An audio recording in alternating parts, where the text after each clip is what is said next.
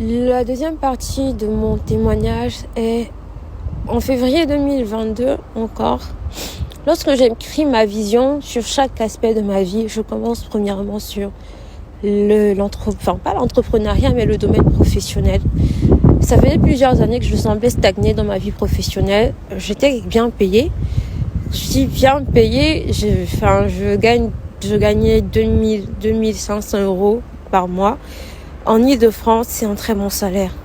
Malgré ces 2500 euros par mois, j'avais du mal à finir mes fins de mois. Pas parce que je dépensais abusivement dans les sorties, les machins. En fait, au contraire, à la fin de chaque mois, quand j'avais fini de payer mon loyer, payer mes factures, envoyer l'argent à mes parents, envoyer l'argent à ci, régler tel et tel, épargner, il me restait presque plus rien pour vivre. Et ça me frustrait énormément de me dire que Seigneur, je passe plus de 10 heures de ma vie au travail, sans compter parfois les transports. 10 heures, c'est énorme. Si je rajoute les transports, je fais 1h30 fois 2 tous les jours, matin et soir. Je n'en peux plus de cette vie parce que c'est épuisant. Je n'ai juste l'impression que je ne fais que ça. Je vais au travail, je reviens. En plus, j'étais leader dans mon église Et en fait, tout ça, ça commençait à être lourd pour moi. Je me disais, mais Seigneur, je t'honore en fait de mes dîmes, En fait, je ne comprends pas pourquoi j'arrive à cet état où ça va bientôt faire 5 ans que je travaille. Mais quand je regarde mon épargne, quand je regarde ma vie, je sais pas, j'en ai même presque honte. Et en même temps, je ne vois plus en fait où aller. Je suis arrivée, ça fait 5 ans. À chaque fois qu'on me propose des opportunités, je ne vois rien qui semble résonner en moi. Il n'y a rien qui me donne envie. Je ne vois rien. C'était comme si ma vision était bloquée. Et puis à un moment donné, je prends à cœur vraiment de travailler, de creuser, de demander au Saint-Esprit, Seigneur, vraiment parle-moi, inspire-moi. Et je n'avais pas l'impression d'entendre. Après, je me dis, qu'est-ce que j'ai envie de faire aujourd'hui, cette année? Qu'est-ce que je veux voir être manifesté en 2022? Par rapport au parcours que j'avais, ça faisait déjà une année que j'avais demandé à être passé consultant senior, donc de passer à un grade supérieur. Et j'avais demandé ça à mon évaluation. J'ai dit, bon Seigneur, 31 décembre 2022, je veux pouvoir dire que je suis une consultante senior, mais pas seulement une consultante senior en gestion de projet, parce que je sais que j'ai envie de faire de la gestion de projet. Et en plus de cela, je crois que j'aurais enfin réussi à capitaliser une offre business pour mon entreprise. La partie offre business, c'était pas trop ça. Pour moi, c'était pour pouvoir cocher une case pour mon employeur. Mais je voulais vraiment rentrer dans ce poste de consultant senior dans tous les aspects possibles et avoir cette expertise de gestion de projet. Et voici ce que j'ai écrit dans ma vision. Et en parallèle, j'ai commencé à calculer aujourd'hui combien est-ce que je gagne.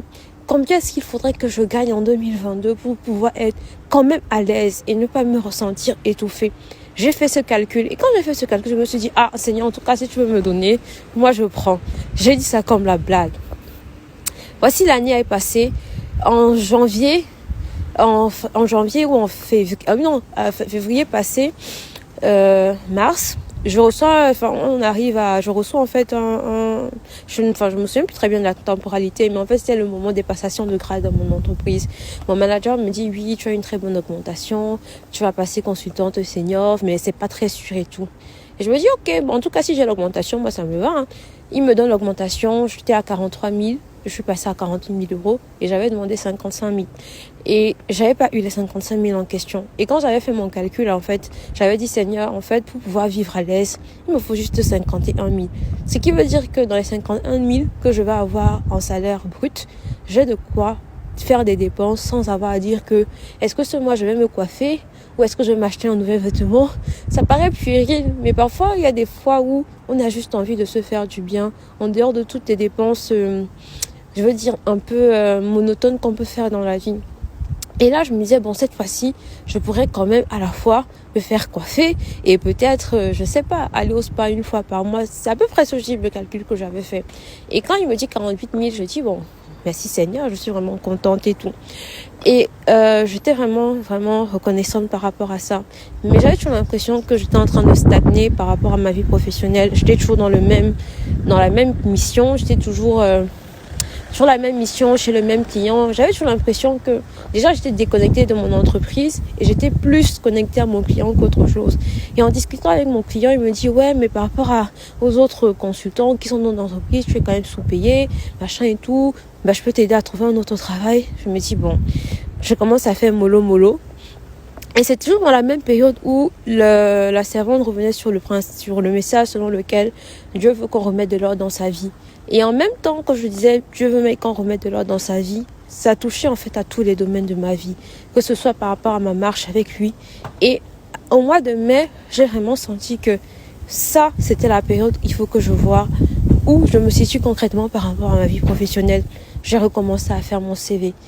J'ai commencé à postuler. J'ai postulé dans 3 entreprises. J'ai reçu des propositions en moins d'une semaine, allant de 51 000 euros à 65 000 euros. J'ai dit, Seigneur, c'est à moi qu'on va payer 65 000 euros. Mais au-delà de ça, j'ai commencé à prier et me dire, Seigneur, moi je sais que je veux faire de la gestion de projet. Ça a commencé à être beaucoup plus fort dans mon cœur que c'est ça que je dois faire, ou c'est ça pas qu'il faudrait que je fasse, mais c'est mon battement de cœur à l'heure actuelle, la gestion de projet. J'ai regardé les différentes entreprises et il y a une des entreprises qui m'avait fait la première offre et en me disant, on a aimé votre honnêteté, on a aimé la personne que vous êtes. Vous nous avez dit ce que vous savez faire et ce que vous ne savez pas faire. Et nous, on est prêts à vous embaucher là. Et les autres entreprises avec lesquelles... Et en fait, c'est la toute première qui m'avait dit son opportunité. J'ai dit d'accord, je vais étudier. Et quand j'ai fait les entretiens avec les autres entreprises, elles m'ont tout donné au-delà de ce que cette entreprise m'avait donné. Et j'ai continué à prier. J'ai vraiment eu la paix et la conviction que c'est là-bas que je devais aller. Et lorsque ils m'ont rappelé pour me dire, nous avons entendu que vous avez eu d'autres propositions. Si c'est une question de salaire, il n'y a pas de problème. On augmente encore la somme. J'ai dit, Et ils m'ont donné ce que toutes les 2 autres entreprises m'avaient donné en salaire de base net, sans la partie, comment on dit, sans la partie flexible. Et je me suis retrouvée avec un salaire de 53 000 euros. Et pendant toutes ces périodes, je ne prenais pas conscience vraiment de ce qui se passait, jusqu'à ce qu'il y a 2 semaines, la servante de l'Éternel a fait une temps de prière pour les finances. Et elle a dit, cette année, prenez la peine de prier, demandez à Dieu ce dont vous avez besoin, ce que vous voulez, parce que Dieu est capable de tout.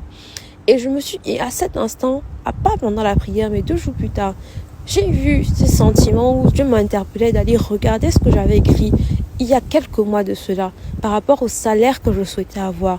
Et je me suis rendu compte que Dieu m'a donné un travail pour lequel j'avais eu le salaire que je voulais.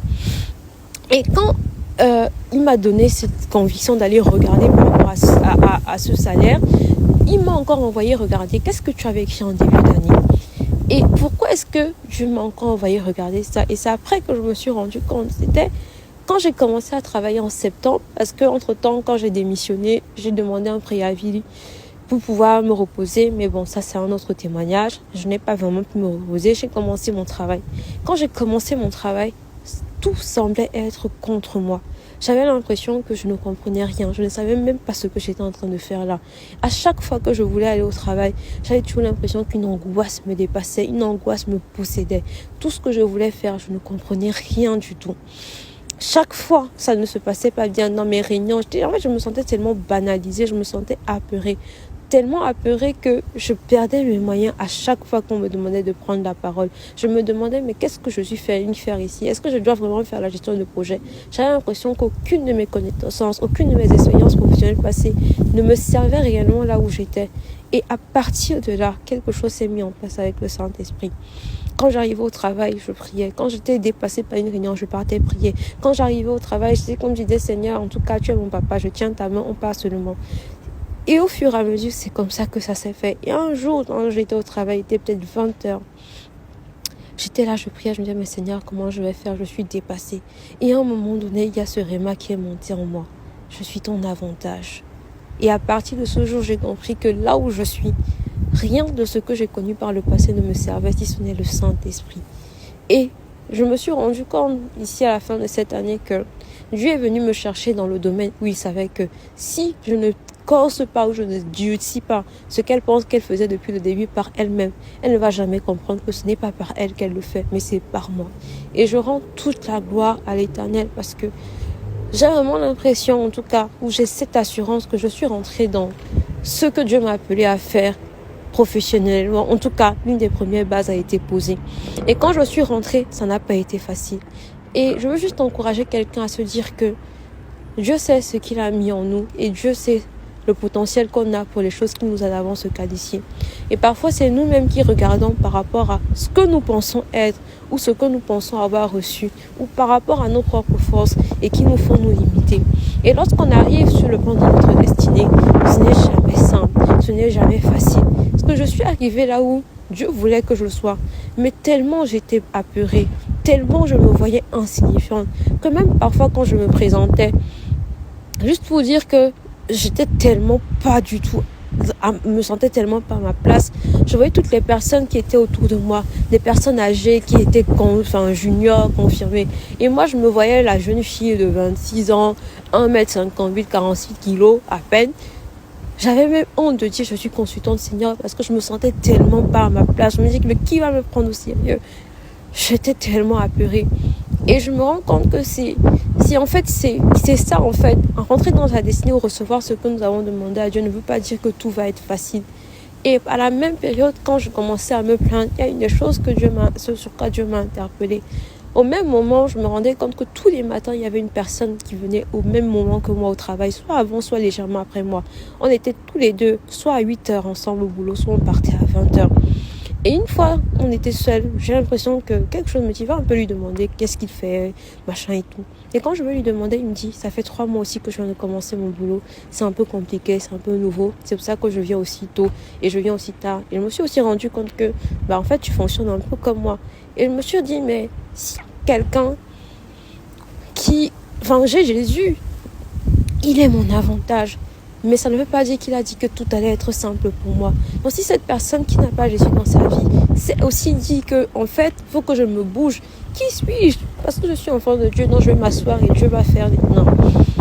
Et tout simplement, je veux juste dire, je suis très heureuse de pouvoir dire aujourd'hui que je suis consultante senior en gestion de projet. Je sais que ce n'est que le début et je sais que c'est loin d'être facile et c'est loin d'être terminé.